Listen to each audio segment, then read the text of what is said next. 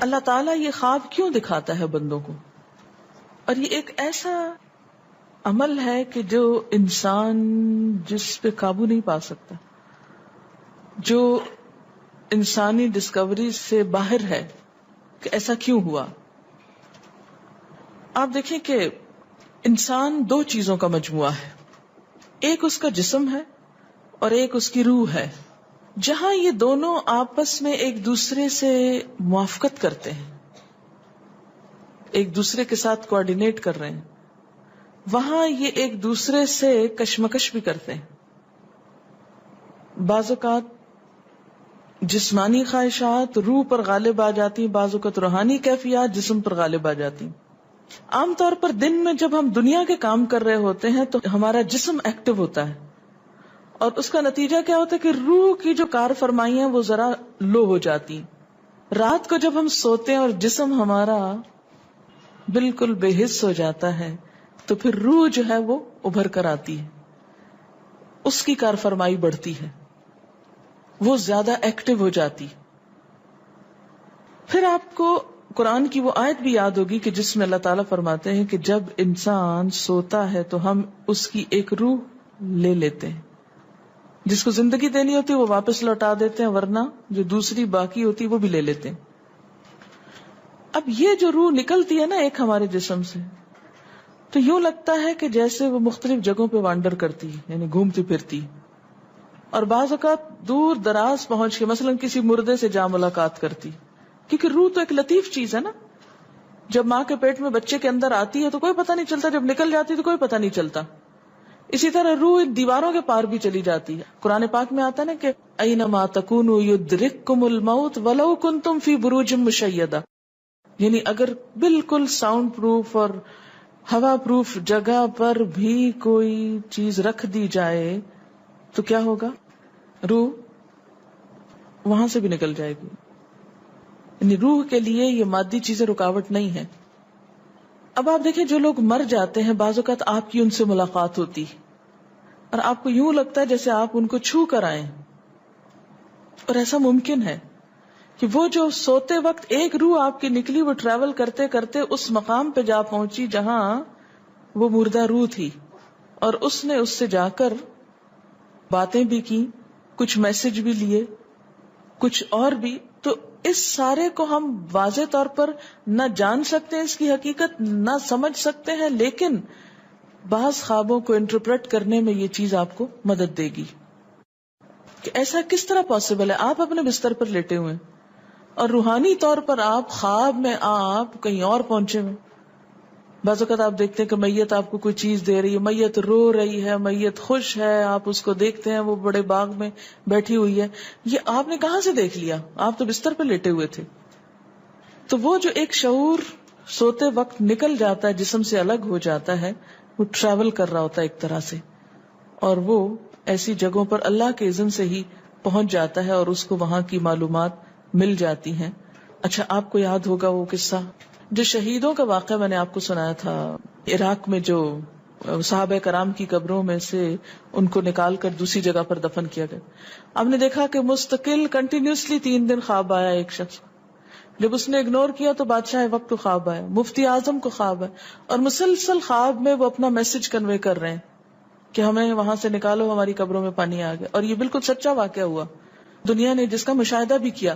تو پھر آپ اس کو کیسے انٹرپریٹ کریں گے؟ وہ شہداء کہاں ملے تھے؟ تو بات یہ ہے کہ جیسے ہماری روح ٹریول کرتی ہے، کہیں ایسی جگہ جا پہنچتی ہے تو ہو سکتا ہے کہ وہ اس مقام تک جا پہنچی ہو.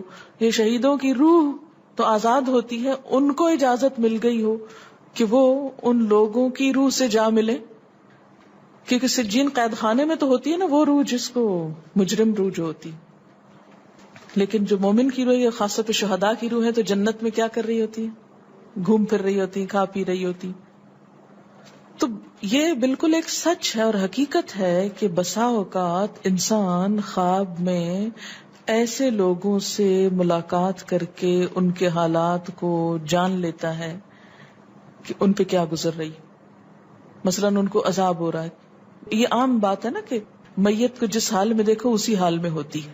یعنی اگر خواب میں دیکھیں کسی نے اپنے والدین کو دیکھا کہ وہ بہت رو رہے ہیں فوت ہونے کے بعد، تو کیا کرنا چاہیے؟ ان کی طرف سے صدقہ دعا کرنی چاہیے. یہ بھی اللہ کی ایک رحمت ہوتی ہے کہ ان کو موقع دے دیا جاتا ہے کہ وہ اپنا میسج کنوے کر دیں. ایک طرح سے وہ اس کے دل کی بات نہیں ہوتی، الا یہ کہ آپ کسی انسان کے بارے میں بہت برا گمان رکھتے ہیں اور آپ اسے دیکھتے ہیں کہ وہ رو رہا ہے یا کچھ، لیکن کئی اور لوگ دیکھتے ہیں کہ وہ ہنس رہا ہے، کھیل رہا ہے. تو اس کا مطلب یہ ہے کہ پھر آپ ان دو کا کنٹرڈکشن کیسے دور کریں گے؟ تو پھر آپ یہ دیکھیں گے کہ جس نے خواب دیکھا ہے اس کا اپنا نظریہ اس شخص کے بارے میں کیا تھا، کیونکہ اس کی اپنی بدگمانی تو نہیں اندر چھپی ہوئی تھی کہ جو سوتے وقت اوپر ابھر آئی اور اس نے وہ روپ اس طرح کا دکھا دیا. پھر وہ حدیث نفس میں آ جائے گی، دل کی بات میں وہ چیز آ جائے گی. ٹھیک. تو نبوت کا جیسے انبیاء علیہ السلام کو کچھ غیب کی خبریں دے دی جاتی تھی، اسی طرح عام انسانوں کو خواب کے ذریعے کچھ غیب کی خبریں دے دی جاتی ہیں. لیکن کسی بھی خواب کے سچا ہونے کی آپ کوئی دلیل نہیں رکھتے. ایز سچ واضح بات یہ نہیں کہہ سکتے کہ میں نے جو خواب دیکھا وہ بالکل سچ ہو جائے گا، یہ آپ دعویٰ نہیں کر سکتے. نبوت کا تو دعویٰ کیا جا سکتا ہے، لیکن آپ اپنے خواب کا دعویٰ نہیں کر سکتے کہ میں نے جو دیکھا ہے وہ بالکل سچ دیکھا. ہو سکتا ہے آپ کو شیطان نے ڈرایا ہو سکتا ہے کہ آپ کے اپنے دل کی سوچیں اور خیالات اس میں آ رہے ہوں، اور خصوصاً اس وقت جب دو متضاد آپ کو خبریں ملیں. مثلا ایک شخص آپ کے پاس آتا ہے، وہ کہتا ہے کہ میں نے آپ کے بارے میں بہت اچھا خواب دیکھا. دوسرا آتا ہے کہتا ہے کہ میں نے آپ کو اچھے حال میں نہیں دیکھا. اب یہ فرق کس چیز کا ہو گیا؟ اس کے اپنے گمان کا فرق ہے. ایک آپ کے بارے میں گمان اچھا رکھتا ہے، وہ آپ کو اچھا دیکھنا چاہتا ہے لہذا وہ آپ کو اچھا دیکھ رہا ہے، اور دوسرا آپ سے حسد رکھتا ہے اور وہ آپ کو ہر قیمت پہ ختم ہوتے دیکھنا چاہتا ہے. وہ ویسے تو مار نہیں سکتا آپ کو، لہذا خواب میں مار لیتا ہے اور خواب میں آپ کا حال برا دیکھ لیتا ہے. تو وہ خواب دراصل کیا ہوتا ہے؟ اس کی اپنے نفس کی بات ہوتی ہے. اسی طرح بعض لوگ جو جھوٹ سے بچتے ہیں، دھوکے سے بچتے ہیں، جن کے اندر منافقت نہیں ہوتی، جن کے دل بالکل صاف ہوتے ہیں، ان کو بھی بعض اوقات ایسے خواب آتے ہیں کہ جو بالکل واضح حقیقت ایک طرح سے نظر آ جاتی. لیکن کوئی شخص یہ خود سے دعویٰ نہیں کر سکتا کہ جو میں نے دیکھا ہے وہ میرے دل کی بات نہیں اور وہ بالکل بڑی سچائی ہے، جب تک کہ وہ چیز عملاً سامنے نہ آ جائے. آپ صلی اللہ علیہ وسلم نے فرمایا، اچھا خواب اللہ کی طرف سے ہے اور برا شیطان کی طرف سے. یعنی اگر آپ کسی کو برا دیکھ رہے ہیں یا کسی کی برائی دیکھ رہے ہیں تو وہ دراصل کیا ہے؟ شیطان ہے آپ کے اندر، جو آپ کو اس شخص کے خلاف یا کسی خاص واقعے کے خلاف بھڑکا رہا ہے، اور آپ اپنی تسلی کر لیتے ہیں خواب کے ذریعے. فرمایا پس جب کوئی شخص پسندیدہ خواب دیکھے تو اسے صرف اس شخص سے بیان کرے جس سے محبت اور اعتقاد ہے. یہ میرا مشورہ نہیں، نبی صلی اللہ علیہ وسلم کا ہے آپ سب کے لیے. بخاری اور مسلم کی روایت ہے کہ جب کوئی اچھا خواب آپ دیکھیں تو کیا کریں؟ اس کو بتائیں جس سے آپ محبت رکھتے ہو، وہ آپ سے بھی رکھتا ہو اور جس پر آپ کا اعتماد ہو. جیسے حضرت یعقوب علیہ السلام نے کیا کہا تھا بیٹے کو کہ مجھے تو بتا دیا، بھائیوں کا نہیں بتانا. اور جب مکروہ خواب دیکھیں تو حق تعالی سے اس خواب کے شر اور شیطان کے فتنے سے پناہ مانگے. جب برا خواب دیکھیں تو اس خواب کے شر اور شیطان کے فتنے سے پناہ مانگے کہ شیطان بہکانے لگا انسان کو. اچھا آپ دیکھیں کہ بعض اوقات یہ ہوتا ہے کہ جسے ہمارا کسی سے اختلاف ہوا ہے، عقیدے میں، گھر کے جھگڑے میں، کسی ذاتی اس میں، تو ہم کمزور ہوتے ہیں، مجبور ہوتے ہیں، اس کو کچھ کہہ نہیں سکتے. تو پھر ہم بعض اوقات اپنی تسکین کیسے کرتے ہیں؟ خوابوں میں کرتے ہیں.